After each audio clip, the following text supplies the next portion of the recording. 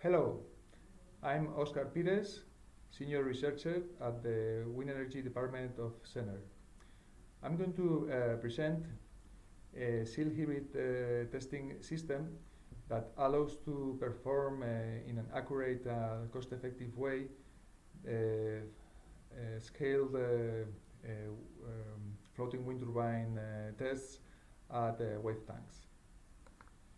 First, I'm going to introduce background of the scale down floating wind turbine tests at wave tanks and how this why this system is needed. Then I will explain how this testing method works and a few results obtained from tests performed with it. And finally, I will show the new developments on this system that we have performed. So, well, the offshore wind energy market has been growing in the last years very rapidly, and it is expected to keep in that way for long. In particular, the floating wind turbine technology has a lot of developments now because it allows operation at high water depths, which unlocks a great wind energy potential at vast sea areas. But, well, this technology has some factors. Still, in order to perform the new developments, the numerical tools that you need are not still completed, and the simulation codes presents still a lot of limitations. On the other hand, as it is a relative new technology, there is a lack of full-scale measurements that could be used for validation. So, all these codes need some experimental results in order to feed with a lot of parameters for the codes. So we conclude that the scaled testing at wave tanks is a cost-effective approach in order to make the validation of all these new concepts.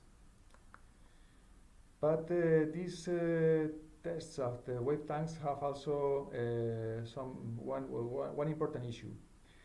What we want to do in the tests is to obtain the dynamic behavior of the floating wind turbine system, and then we need to represent all the loads at different conditions, and these loads come mainly from the interaction between the water and the floating platform, the hydrodynamic loads, and the loads coming from the interaction between wind and the wind turbine, which are the aerodynamic loads. In order to scale down this system for the experimental facility, it is normally used the float scaling number. This scaling number is the same that the geometry scaling, and when we use it, we can represent the hydrodynamic loads perfectly. But when it comes to the aerodynamic loads, the scaling of the aerodynamic loads goes with a different scaling number called Reynolds number, and it's different. So at the end, we cannot reproduce these loads. So we need to find out some solution in order to have the right representation of these aerodynamic loads on the experiment. There are different approaches. One of it is blowing wind in the wave tank facility, and together with this, wind turbine rotor model can be developed, but with a different scaling or a different geometry in order to try to reproduce the right aerodynamic loads. Another solution would be to use a disk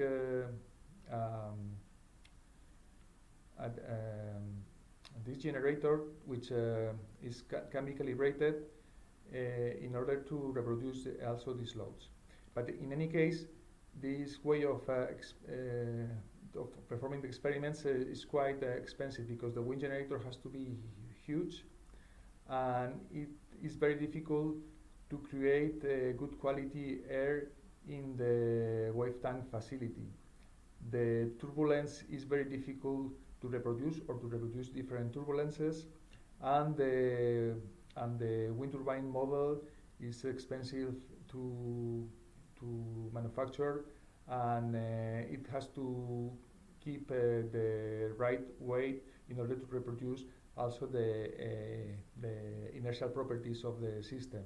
So at the end, this is a very cost procedure and has a lot of installation time. Therefore, that's why Zener developed this hybrid testing method called SEAL, from software in the loop, which I'll try to explain how it works now.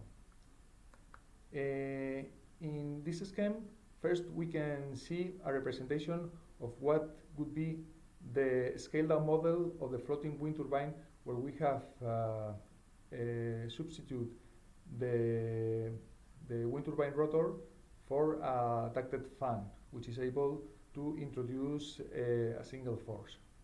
Then we need a motion capture system, which consists of different cameras that follow the movements of the model while it is affected by the waves, and these motions are then scaled up to the real scale and passed to the sealed system. The seal then makes a rotor full-scale simulation, taking into account these motions and also the wind conditions that we want to represent in the experiment. From this computation, we obtain a rotor aerodynamic thrust, which is scaled down and passed to the ducted fan controller, which acts on the fan, so it creates the desired force. Of course, this has to be done at real time, and we perform it at a rate of 100 Hertz. So, with this system, then we are able to reproduce wind at which can vary at time or different turbulence winds, and we can also reproduce different control strategies that can be therefore tested.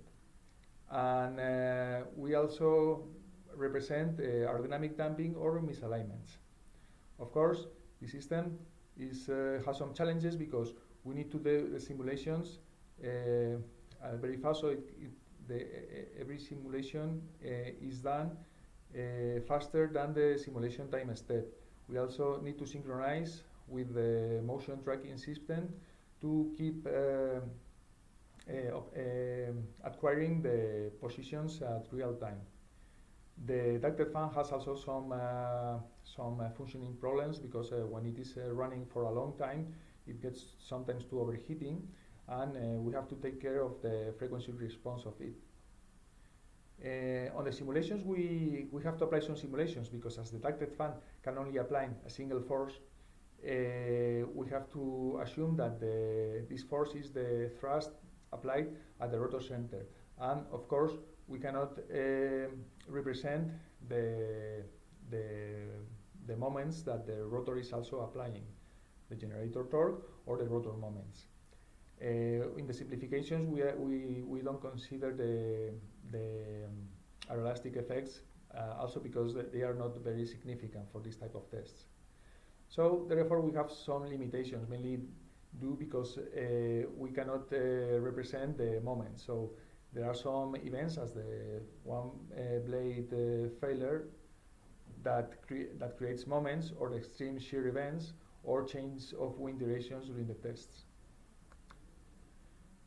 And now, this system was developed by Zener in 2012, and since then it has been tested in many facilities and for different customers, and testing different platform solutions as semi-submersible ones, spars or TLPs. So this is one of the preferred systems to perform this type of tests. Now I'm just going to show an example of some results obtained at this semi-submersible platform, where we are testing or reproducing a turbulent wind of 11.4 meters per second with irregular waves. In the plots, we are representing at the frequency domain the experimental results of the surge and the pitching motions. The black line shows the experiment results of the motion, and the other lines are just computations with different codes. In these other plots, we have the same, but in the time domain. The upper one shows the pitch, and the lower one shows well, the blade pitch angle. Again, the black one is the experiment, or in this case the blade pitch angle, which is being computed during the experiment, and the other ones are just the ones compared or obtained from two different simulations. At the end, we can see that all of them match very well. Well, this is not strictly a validation, because we would need to compare with reality, but this very good match assures that the forces that we are introducing as aerodynamic loads are very consistent.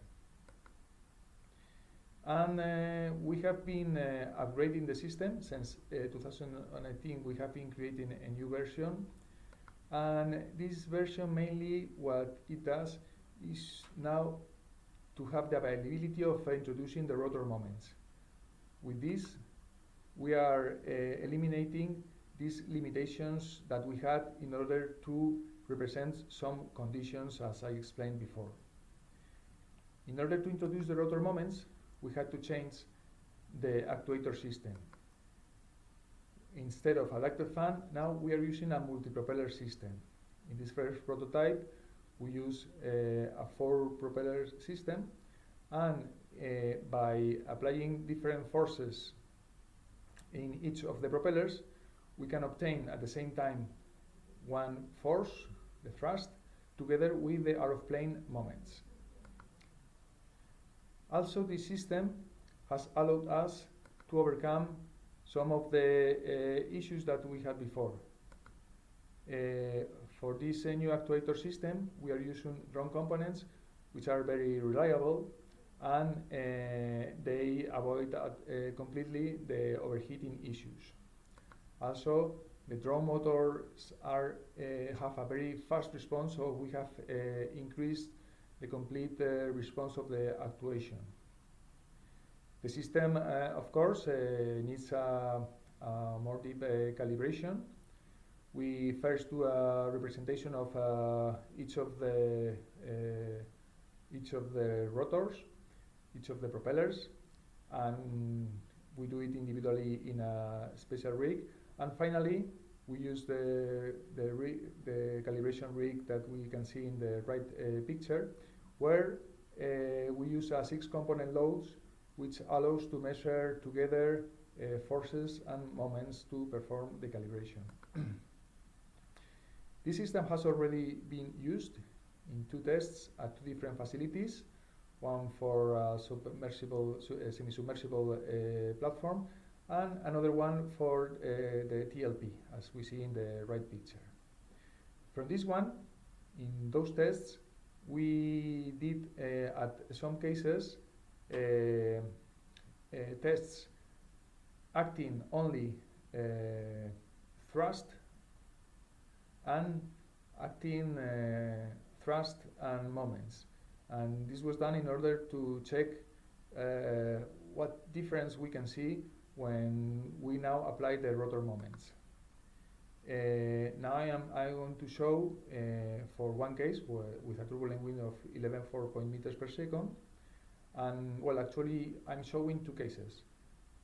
One case where there was only wind applied, and one case where there was wind together with irregular waves.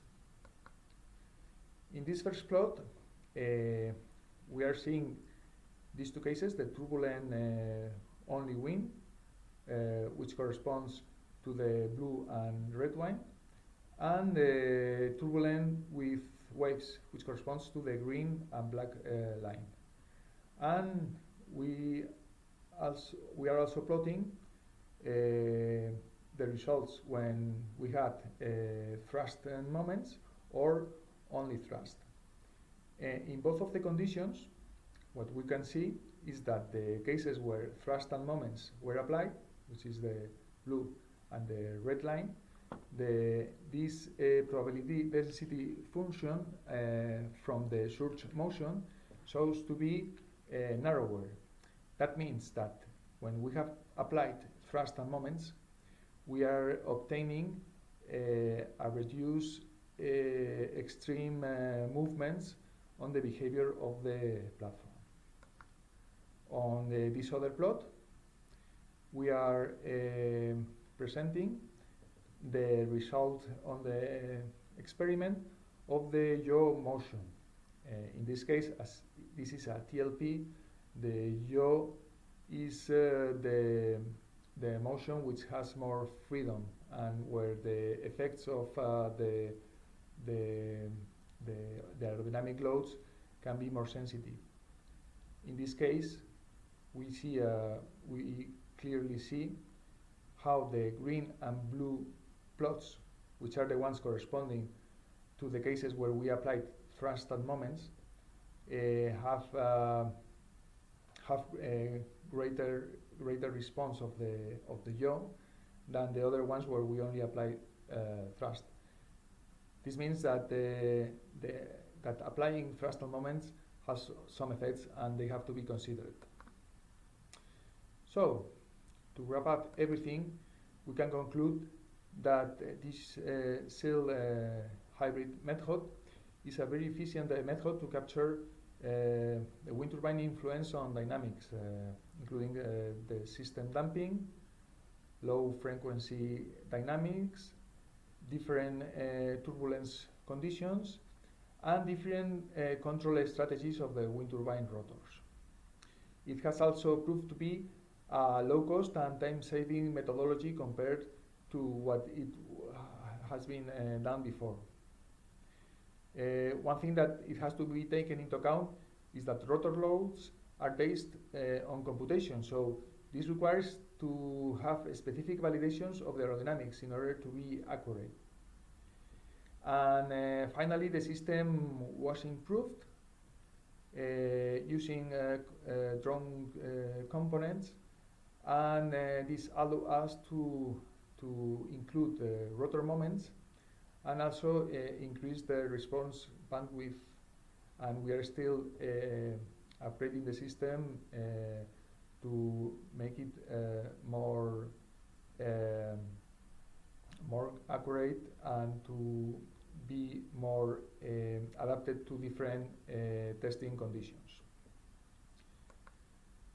Well, so thank you very much. Goodbye.